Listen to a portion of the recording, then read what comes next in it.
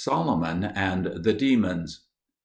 In an ancient Greek book called the Testament, that is, the last words of Solomon, the story is told of the way in which Solomon overcame the demons and made them serve him. The tale is put into the mouth of the king himself. When I was engaged upon the building of the temple in Jerusalem, there was a lad, the son of the foreman of the builders, of whom I took notice, for he was a clever workman.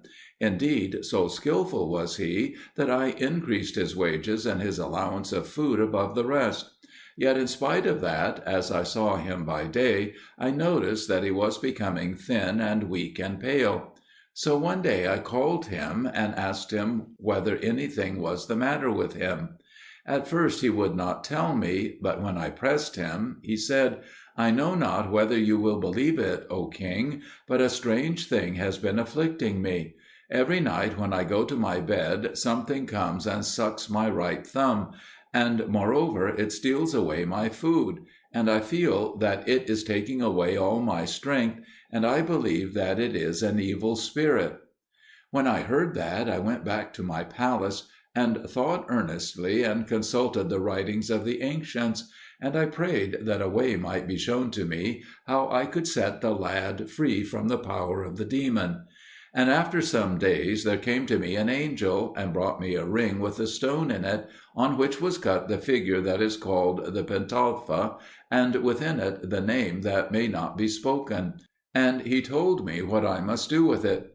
On the morrow, therefore, I sent for the lad and gave him the ring, saying, "Take this, and tonight, when the creature comes, you must cast the ring into its bosom, and say, 'In the strength of the name, King Solomon calleth thee.' Then rise up and come running to me, and be not afraid for whatever the demon may say to you." So that night at the accustomed hour the wicked demon Ornias came to the lad's chamber with intent to suck his blood and take away his food. But the lad remembered my words and cast the ring upon the demon, saying, "Come, for Solomon calleth thee," and set off at once to my palace. But the demon shrieked out after him, "Boy, what hast thou done? Take the ring from me, and I will give thee the hidden gold of the earth. Take it off, and bring me not before Solomon." But the lad took no heed, and running into the palace he called to me, "O king, I have brought the spirit as you told me.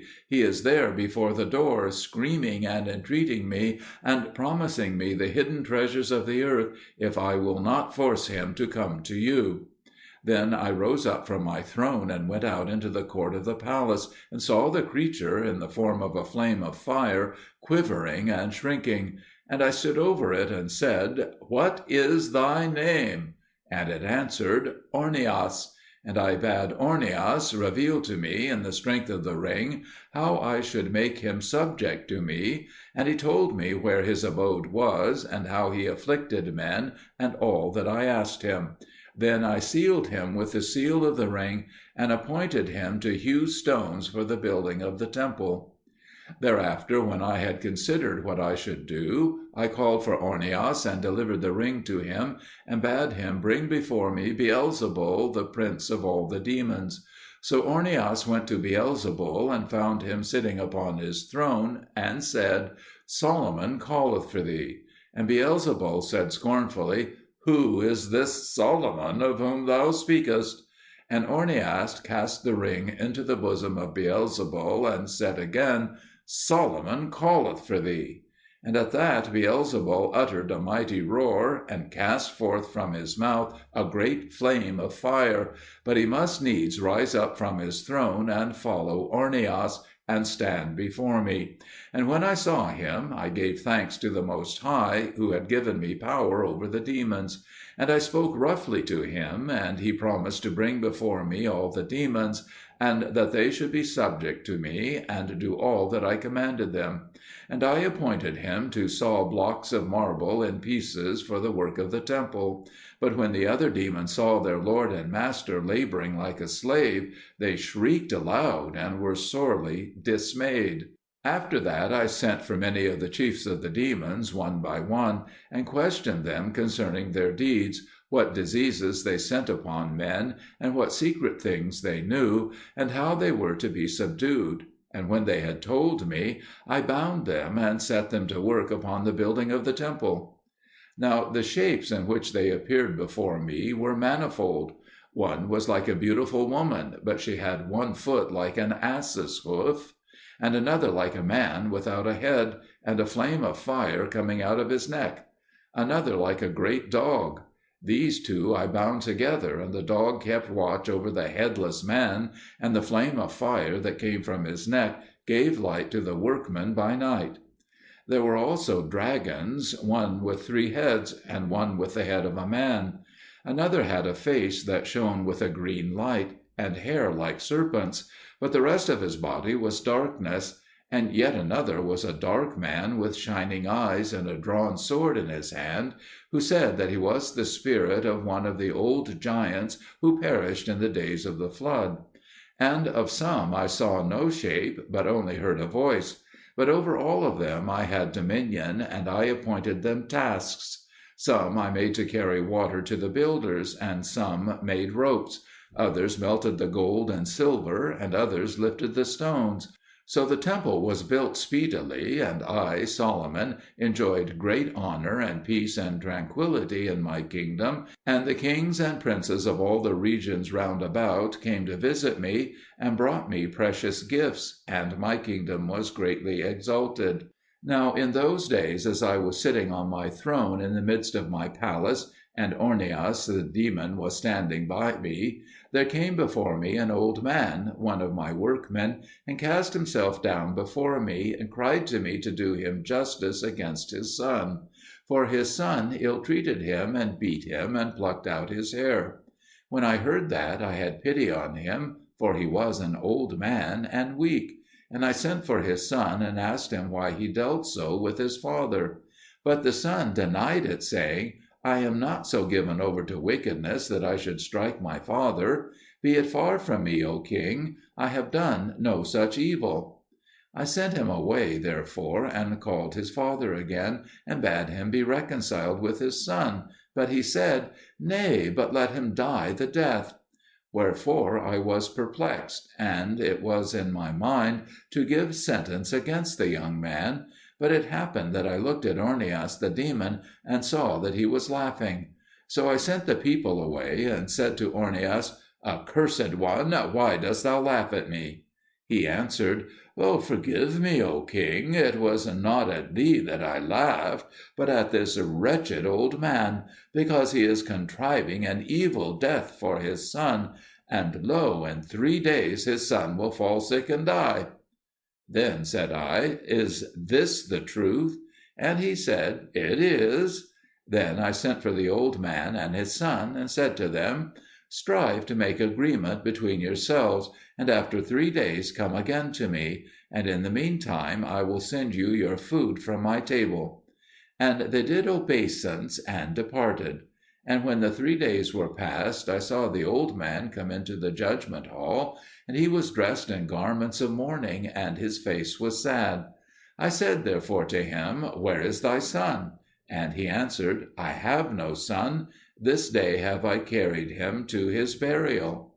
So when he was departed, I said to Ornias, How was it that thou knewest these things? And he answered, It is thus, O king, we who are spirits can fly up into the air under the firmament, and we hover about among the stars, and overhear the decrees that go forth from the heavens against the children of men when they are appointed to die. But we cannot abide there for long, and so we become weak, and fall like the leaves from the trees. And when men see us, they say, Look, there is a falling star. But they are not in truth stars that fall, since the stars have their appointed place in the heavens, like the sun and the moon. But it is we, the spirits of the air, who are in appearance like stars. And I sent Ornias away, and marvelled greatly. Again, in those days, there came to me a letter from Adares, the king of the Arabians, saying, To King Solomon, greeting. We have heard of the wisdom that has been given to thee, and that thou art a compassionate man, and that thou hast power over all spirits that are in the air, or on the earth, or under the earth. Now be it known to thee that there is a destroying spirit in this land, For every day at dawn there arises a wind which blows for 3 hours, and it is so venomous that every one on whom it blows dies, and it kills the cattle also. Now therefore we entreat thee in thy wisdom to devise some means, and if it may be, send us a man who can capture the spirit. And if thou canst do so, then I and my people will be tributary unto thee, and Arabia shall keep peace with thee. And we beseech thee, make not light of our petition, for we are in a great strait. And so farewell." When I had read this letter, I folded it up again and gave it to my chief counsellor, saying, "Bring it again to my remembrance after 7 days." Then I thought upon the matter, and after the 7 days I called one of my servants and said to him, "Make ready a camel, and get an empty wineskin."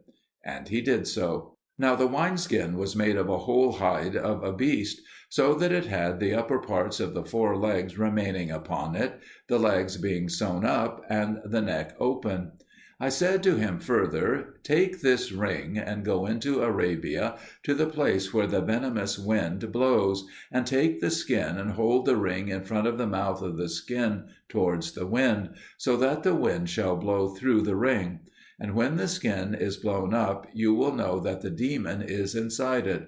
Then hasten and tie up the neck of the skin and seal it with the ring, and put it upon the camel and bring it to me. But if on the way the demon promise you gold and silver and treasures to let him go, see that you do not obey him, but rather make him reveal to you where the treasures are hid, and mark the places, and come on to me. Now go, and good success be with you." So my servant set out and came to Arabia, and the men of the country doubted much whether he could capture the spirit. But when the day was dawning, even the first day after his coming, he rose up and set the skin with its mouth towards the wind, and laid the ring in the mouth of it. And the wind blew through the ring, and entered into the skin, and puffed it up. And the man caught the neck of the skin, and closed it, and sealed it with the ring in the name of the Most High. Then he abode yet 3 days in the place to make trial of his success. But the poisonous wind blew no more, so that all the Arabians were assured that the demon was safely shut up. And they rejoiced greatly, and gave him many precious gifts, and did him great honour. And when he set forth to come back to me, they accompanied him to their borders. So he brought the skin back to Jerusalem, and put it in the midst of the temple. Now at this time I, Solomon, was somewhat troubled, because I had a great stone made ready to be placed upon the corner of the temple, and none of my workmen and none of the demons were able to lift it and set it in its appointed place.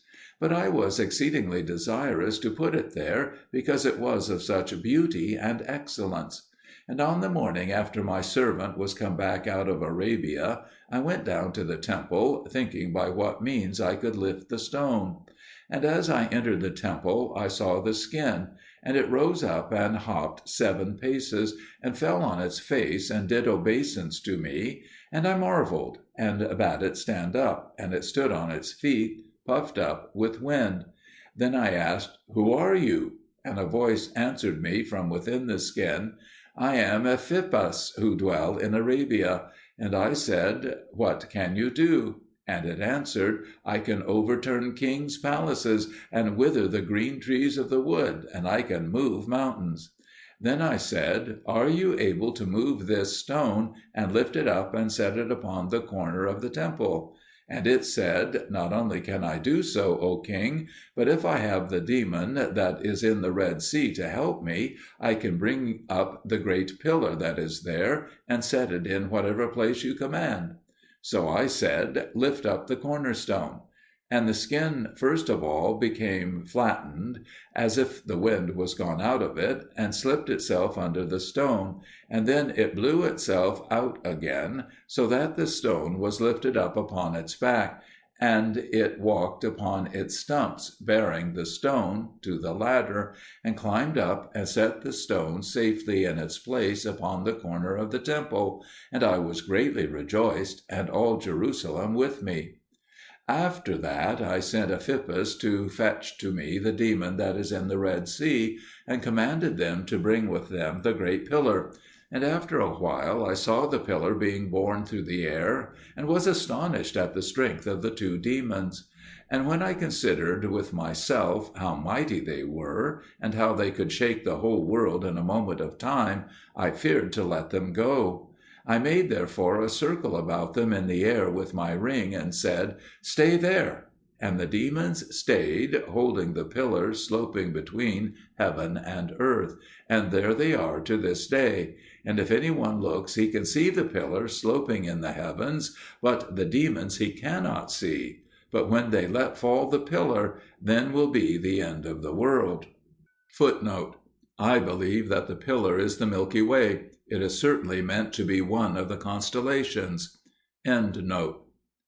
Then I questioned the demon of the Red Sea, and he told me how in old times he resisted Moses in Egypt, and helped Jannes and Jambres, the two wizards who fought against Moses, and how when Pharaoh followed after the children of Israel, he went with him, and when the sea returned back and drowned the Egyptians, he was overtaken by it and shut up in the depths, and he remained there until Ephippas came and brought him to me.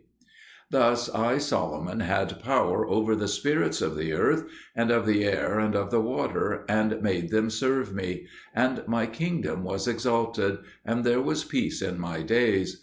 But when I became mighty, my heart was lifted up, and I committed foolishness, for I saw the daughter of a certain Jebusite, and loved her exceedingly, and asked for her in marriage.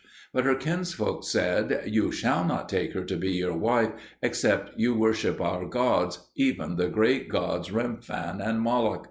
Then I said, "I cannot worship strange gods. Why would you that I should do this?" They said, "Because they are the gods of our fathers." And I refused. Then I went to the maiden and entreated her, and she also said, "I will not hearken to you, except you worship my gods." So I departed from her. But after a while she sent me 5 locusts by the hand of a messenger, saying, "Take these 5 locusts and crush them in the name of the god Moloch, and I will be your wife." And I did so. And forthwith my glory departed from me, and I forgot my wisdom, and became weak and foolish in my mind.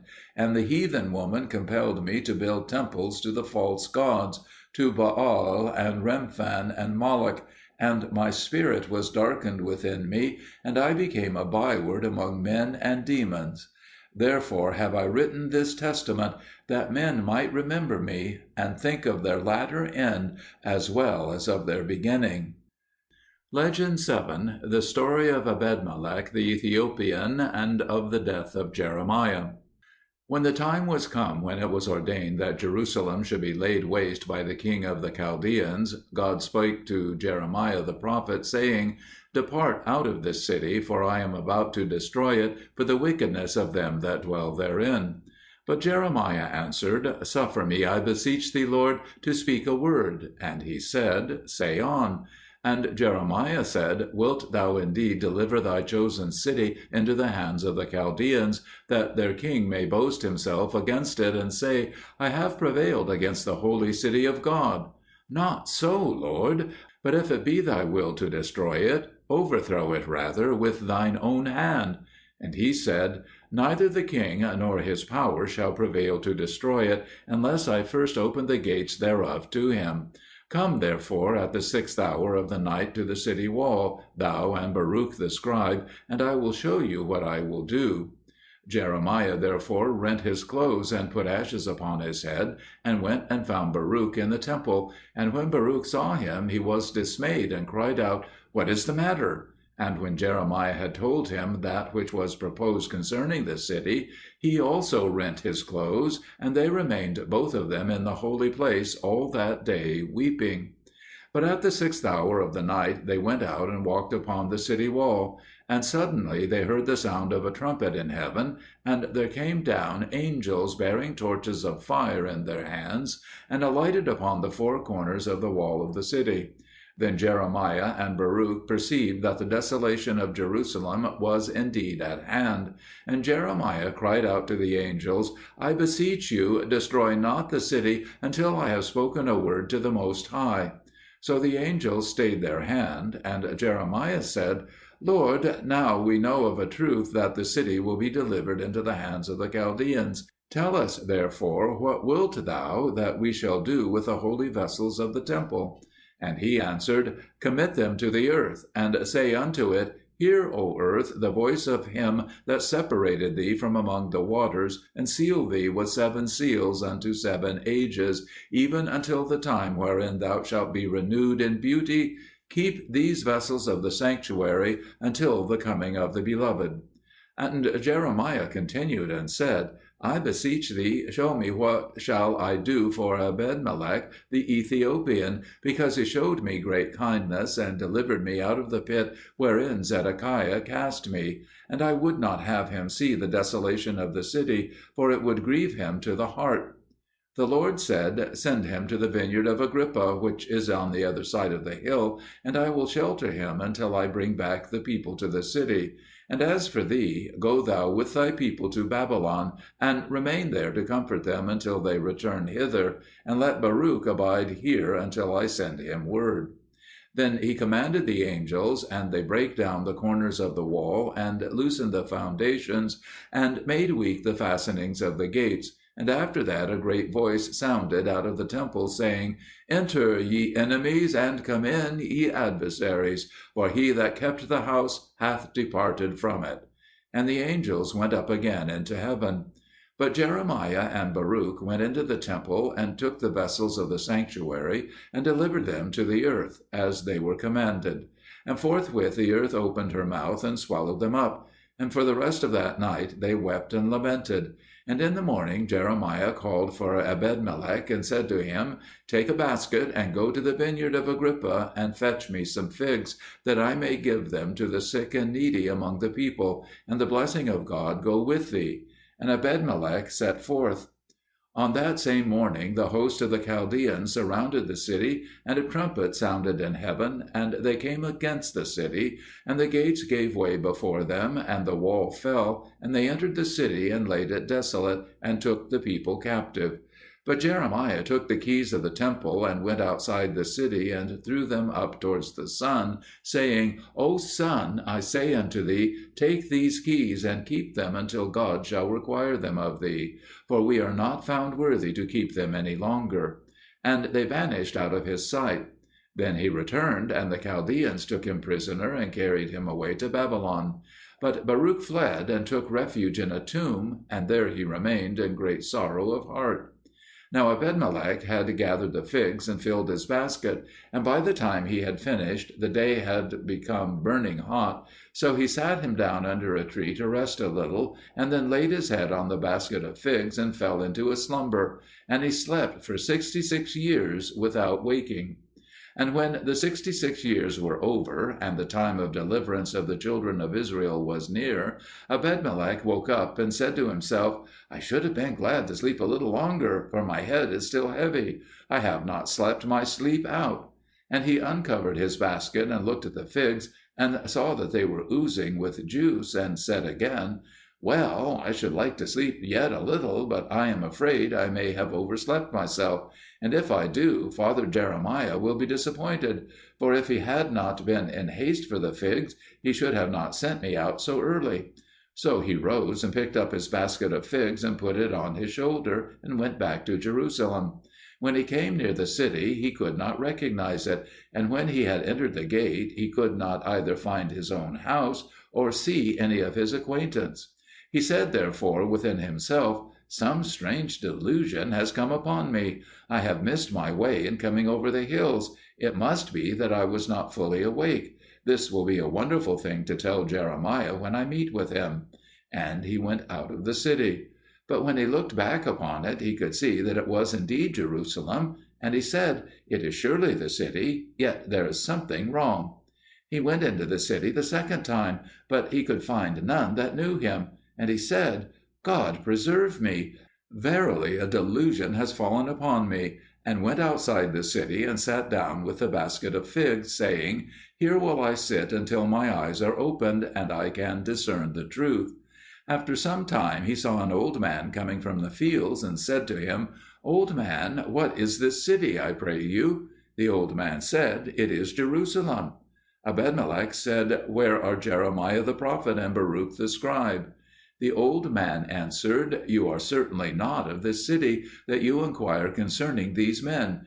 Jeremiah is in Babylon with the people that were carried away captive by Nebuchadnezzar the king." Then Ebedmelech marvelled and said, "If you were not an aged man, whom it is not lawful to mock, I should have said you were mad. How many hours is it, think you, since Jeremiah sent me to the garden of Agrippa for some figs for the sick people? And I went and gathered them and slumbered for a little under a tree, and have just now brought them back, and here they are with the juice oozing from them, just as when I picked them. And you say the people and Jeremiah are gone to Babylon?" And he opened the basket and showed the figs. And when the old man saw them, he said, "Verily, my son, God has had mercy on you. He has spared you from seeing the desolation of the city. Behold, today it is 66 years since the people were carried away. And if you believe not me, look upon the trees, and see that it is not the time of figs." Then Ebedmelech asked, "What then is this month, and what is the day?" And he answered, "It is the 12th day of Nisan." And Ebedmelech believed and gave thanks to God, and after that he gave the old man some of the figs, and bade him farewell, saying, "May God guide thee to the Jerusalem which is above." And he went to find Baruch. And after a while he found him dwelling in a tomb, and they greeted one another and rejoiced, and Ebedmelech told Baruch all that had happened to him. And Baruch marvelled and praised God. Then they consulted how they might send word to Jeremiah at Babylon, for they perceived that the time of the return of Israel was at hand. And it was revealed to them that on the morrow at dawn there should come a messenger whom they might send. On the morrow, therefore, Baruch rose early, and went out of the tomb, and saw an eagle sitting upon a rock hard by. And he called to it, and it came, and spoke with a man's voice, saying, "I am sent hither to bear a message for thee." Baruch said, "Canst thou carry a letter to Babylon, to Jeremiah the prophet?" And the eagle said, "To that end am I sent." So they wrote a letter, and took 15 of the figs from the basket, and hung them on the eagle's neck. And Baruch blessed it, saying, "I say unto thee, O king of the birds, go in peace, and bring back an answer to me. Be not like the raven, which Noah sent out, and it returned no more to the ark; but be like the dove, which returned the 3rd day with an answer of peace. And if the birds of the air come against thee, fight with them, and the power of God be with thee. Turn neither to the right hand nor to the left, but go straight as an arrow in the strength of the Most High." Then the eagle flew, and rested not until it came to Babylon, and there it perched upon a tree in a desert place outside the city, and waited until Jeremiah and some of the people passed by, carrying a dead man to burial. And it rose up and lighted upon the bier of the dead man, and he revived. And the eagle said to Jeremiah, "Gather the people together, and take the letter which is upon my neck, and read it in their ears." And he did so, and the people rejoiced, because the time of their deliverance was at hand. Then Jeremiah wrote a letter to Baruch, and put it upon the eagle's neck, and he blessed the eagle, and sent it away, but the figs he gave to the sick among the people. And the eagle returned to Jerusalem, and gave the letter to Baruch, and when he read it, he wept, because Jeremiah had written in it all the afflictions which the people suffered at the hands of the Chaldeans. Now when the time was fulfilled, the people were set free from Babylon, and returned to Jerusalem. And when they came back, they rejoiced, and gave thanks for their deliverance for 9 days. And on the 10th day Jeremiah stood up before all of them, and sang a hymn of praise. And when he had ended it, he fell on the ground, and became as one dead. When they saw that, Baruch and Ebedmelech lifted up their voices and wept, saying, "Our father Jeremiah, the priest of God, is departed from us." And all the people ran together, and saw Jeremiah lying as dead. And they rent their clothes, and bewailed him, and then made ready to bury him. But there came a voice saying, "Bury not the living." And at that they left off preparing a sepulchre for him, and waited, keeping watch about his body, till he should revive again. And after 3 days the spirit of Jeremiah returned to him again, and he rose up and prophesied. And in his prophecy he said, There shall be a tree set up, which will make the barren trees fruitful, and the proud and fruitful trees barren. And the snow shall be turned to blackness, and the sweet waters become bitter, and the scarlet shall be white as wool. Moreover, he shall bless the isles, that they shall bear fruit by the word of his mouth, and he shall satisfy the hungry souls. And thereafter he began to speak to them of the coming of the Beloved into the world. Now when the people heard it, they were very angry, and said, He blasphemeth. These are the words that Isaiah spake. And they sawed him asunder with a saw of wood.